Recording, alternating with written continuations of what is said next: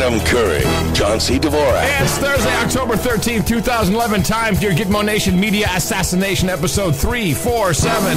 This is No Agenda. So in the morning to you. Yeah, well, in the morning to you, John. So, of course, we had a lot of work on our hands this week. As you know, and everyone, if you're new to this program, everyone who listens to the show is trained at this point. The minute you get some kind of squirrel event like this incredibly believable terror plot that was foiled, instead of this incredibly believable terror plot, which was foiled by... What? It was foiled? It was foiled. Again? Yes. We have to go and look for the things that it's covering up. But I have to say, it was just too funny. Because you know how I like it when they slap me in the face with their wet fish, saying, hey, just so you know, Curry, we know you're out there listening. We know that you're on to us, that it's all fake, but we just want to make sure we rub it in your face. And though it reads like the pages of a Hollywood script, the impact would have been very real, and many lives would have been lost. It reads like a Hollywood script. Well, that's very funny because I have a very similar clip.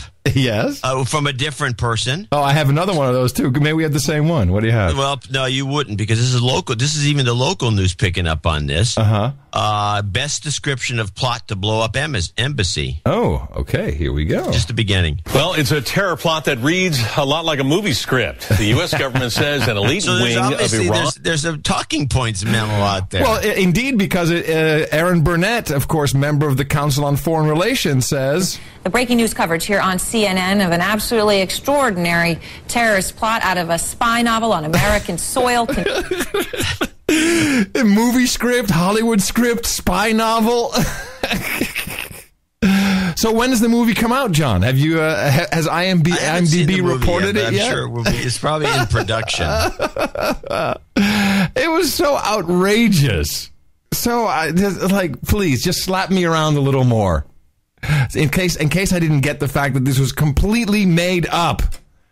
And I'm not so sure, though. Now, all the mainstream media are now getting all these experts on who, of course, always have a book to plug. But they're all like, well, I doubt this is, this doesn't sound right. Why would the Iranian government use a car dealer from Texas? That just doesn't seem right somehow. I wonder. So I'm not sure if there's a secondary memo that went out about this, or if because of course it got no traction. I mean, did you see your neighbors quivering? In fact, Buzzkill Jr. went out of his way because he was visiting with some of his friends because he likes to use no agenda memes to annoy people. Yeah, good. And so he figured he'd get into a debate by bringing up this particular issue to one of his, more liberal friends who would get into an argument with him. It's by saying, this thing seems like just a bunch of bull crap. This is a phony deal. And the guy said, yeah, it probably is. It was like and he was like, his jaw dropped, and Buzzkill Jr. was like, so disappointed. What? Did he have a backup plan to annoy them? No, who has a backup plan under those circumstances? So I did find the two main things that this is covering up, obviously, because I found it. Did you find anything? Because it may be more. It may be more than one thing, obviously. Okay, go. What are they? Okay. So on the very day that this happened, and of course on stage, I'd like to remind you, we had Director of the FBI, Robert Mueller, who came in literally a week or two before 9/11. He was installed as the Director of the FBI.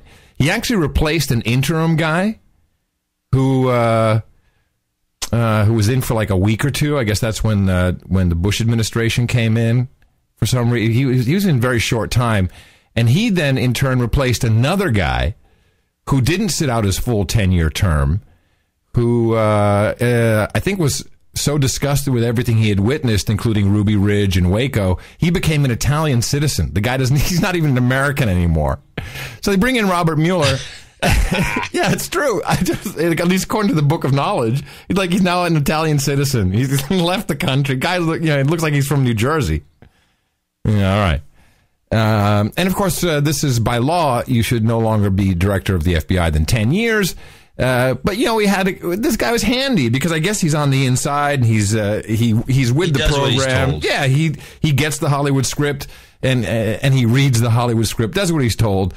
So and next to him is Eric Holder, of course, the guy who is a little bit under the heat for this Fast and Furious gun scandal, which they're now calling gun walking, which is another meme just to get you into a mindset.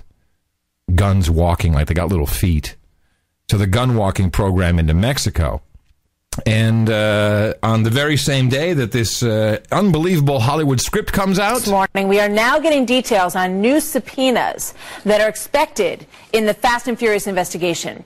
Attorney General Eric Holder is expected to get the order as soon as today. And that's how we start a brand new hour of America's Newsroom on a Tuesday. Glad to have you with us, everybody. I'm Martha McCallum. And I'm Bill Hemmer. What did you say? It felt like Monday? Yeah, because I wasn't here yesterday. Yeah, that's Monday. What? You're not going to play that, are you? No, that's the one I have too. Okay, so you have that clip as well, but I think that's the primary reason. You have a second reason. I have actually two reasons. So we're all thinking like Holder is trying to, they're trying to distract the attention away from Holder, put him front and center, and now he's this big hero and he's awesome. He's on the case. He's on the job. But there's one other actor that we cannot overlook. It was a terrific achievement by our law enforcement and intelligence communities, and we will be consulting with our friends and partners around the world about how we can send a very strong message that this kind of action, which violates international norms, must be ended. So I don't for a second believe that this was ever set up to, blame Iran and we're going to start World War III. And I don't think that's that at all. But I have uncovered from some sources that Hillary, our very own Lucifer Clinton, who you heard clippity-clopping there, and of course talking about, there's Iran, don't look at me, please, it's Iran, it's all Iran. Don't look over here. Nothing to see here. Ooh, look at that. Apparently, Lucifer Clinton was obsessed with the gun statistics that would prove 90% of the firearms used by Mexican criminals came from the States. Hillary is in on this Fast and Furious deal. She attended all the meetings. She was all over this. This was a big deal to her. And I believe that in part one of what this fake event, this Hollywood script is covering up, is to protect Hillary Clinton, not Eric Holder. By the way, Holder's dispensable. Screw this guy. They'd throw him to the wolves in a second if they had to. So instead, they bring him into the plot. It's to protect her. And I guarantee you we're going to see subpoenas. It'll probably be covered up or obfuscated one way or the other. Hillary Clinton is in on this deal.